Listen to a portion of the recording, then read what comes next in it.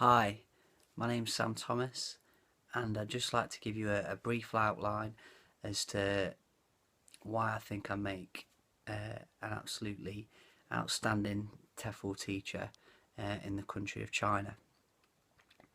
Firstly, I'd like to run my background across. Basically, I am a keen footballer and rugby player. I play football twice a week on a Sunday. I play for a local team, TL Derby, position being right back, and quite frequently the captain, which I really pride myself on and enjoy leading my team out and communicating with them and trying to win basically. In terms of the rugby side of things, I used to play for the University of Lincoln and the City of Lincoln, and I was either a fullback or a winger. And I very much enjoyed the social side to play in that sport at university. I've also played quite a lot of golf in my time. I represented Derbyshire when I was 16, um, and when I played for Middleover Golf Club, I was a member of the junior team there, where we got to the Midlands Junior Finals, and were really successful. Um, my last handicap that I was on was 10, so I wasn't too bad. In and around the greens, my short game was quite good, and it's a good sport to play because you can communicate and socialise with people as you're playing, and it's quite a relaxing sport as well to do, and obviously keeps you fit. In terms of my educational background, um, I went to Murray Park Secondary School and did my GCSEs there, and then went on to John Port School and did my A levels, and then after that I attended the University of Lincoln, um, where as I said before, I played rugby and I studied for a BA honours in marketing. Very much enjoyed my time there. Not only did I obviously get the academic um, recognition, but I also was able to live independently and be self-sufficient, which I think is an important thing as you're getting older and turning into a fully grown adult. Um, then in terms of my work experience, I have got quite a lot under my belt really, from all key stages.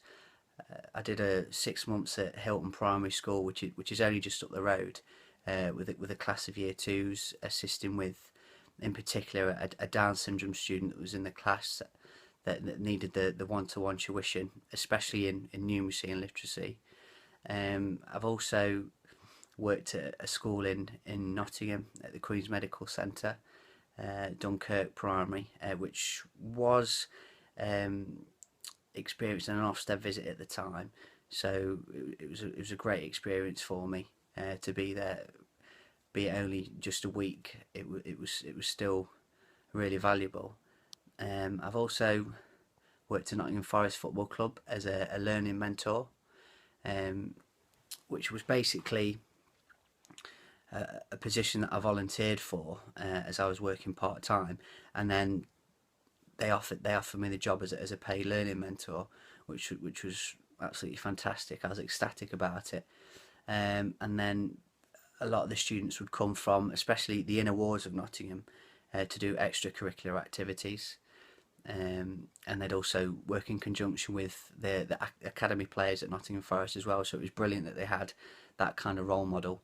And again, they'd work on. We had an IT suite there, so they could work on their ICT skills as well as a literacy and numeracy, which underpin everything that a child does during the time spent in education. In terms of me wanting to go abroad, obviously I think it's going to be an outstanding opportunity for me because I think I've got, the outgoing personality, um, to actually make it, a really good career out of it. I enjoy, I pride myself on my interpersonal skills. Um, you know, really enjoy conversing with people and learning from people. I think China would be, a really vibrant, city, you know, full of buzz that, you know, that would really keep me occupied during my time there.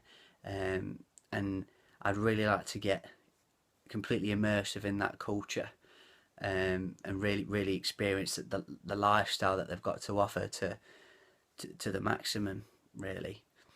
Um, going back to my work experience, I'm currently a level 3 teaching assistant, um, also with obviously a TEFL qualification, Global Masters TEFL qualification, um, and a lot of my work comprises of working with English as a second language students. We have our own scheme of work that we use, which is basically simplifying all of the English language and giving them building blocks in which for them to build their knowledge of the English language. A lot of it initially being role play, and getting them to, you know, really speak about, you know, their interests as well, and their heritage, how they were brought up, and then as they work through the key stages, they get to understand a lot more about how the English language is constructed. Obviously going into how you'd, you know, write sentences, punctuate sentences, looking at nouns, verbs, subjects of sentences, objects of sentences, all that kind of thing. A lot of focus on grammar and looking at the meaning behind the construction of the English language. I also do a lot of mass intervention work, which means that we target certain students who are slightly underperforming in class. So they come to me and I teach them various topics, whether that be decimals, percentages, fractions, so that they get that bit of extra time and extra care, because sometimes during the classroom it can get a bit hectic, and it's good to take them away and intervene on a one-to-one or like a withdrawal group level.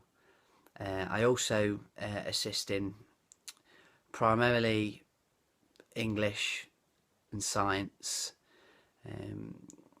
You know, I like to think that, you know, English is very much a passion of mine, and that's something that, you know, I'd like to pass on to the students that I teach. I particularly enjoy literature. I think, you know, a lot of English literature goes to it goes down in the heritage of how, you know, of why we are here today, and, you know, it gives us a lot of reason behind, you know, things that have occurred. But yeah, I think it's a really interesting subject for students to learn, and immerse themselves in. And in terms of like classroom behaviour strategies, I think it's absolutely imperative that once you're in the classroom, you're always trying to quell low-level disruption, because that can really be, you know, something that can interrupt the flow of your lessons. If you were to like to set the scene in terms of, you know, a lesson just about to start, before the students come in, they need to be lined up in an orderly fashion, and you need to really set the tone of how the lesson's going to be as soon as they come into the classroom. So obviously they sit in a seating plan, so they get used to where they're sat and who they're working with, and they get used to that routine. In terms of any behaviour issues, I like to work along the lines of actually having like a 3 strikes kind of rule. So you'd have like a happy face or a smiley face table that you construct on the board, and if you have to speak to the student on 3 separate occasions, if that be for a positive reason, then, you know, all the more fantastic. You can reward them with a merit or a letter home or anything of that description. If they had 3 marks against the name on the sad face side, that would mean a name put into the headmaster's book, and then possibly going to see either, you know, the head of house, if, you know, the school was split into house teams, or to the head teacher to discuss the ill discipline that they're showing. Or perhaps it could be a letter home, which works. Or we could obviously use their organisers which they have, that they've put the homework in, and I've got the timetables in, just to write a note to the parents about how they've behaved in that particular lesson. I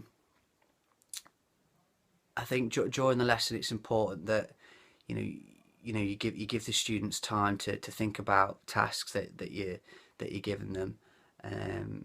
Obviously, trying to keep them within a strict time period, so you're keeping their interest and you're keeping them engaged all the time. I also think it's important to try and quell ill discipline by, obviously it might sound obvious, but you need to try and keep the lessons interactive, and make them really interesting, and obviously express your passion for the subject that you're trying to teach. I found that a lot of the time, if I can do that, and the students are almost mesmerised by what I'm talking about, and then you're almost halfway there from actually stopping a lot of the ill discipline that occurs. And that's it. Thank you.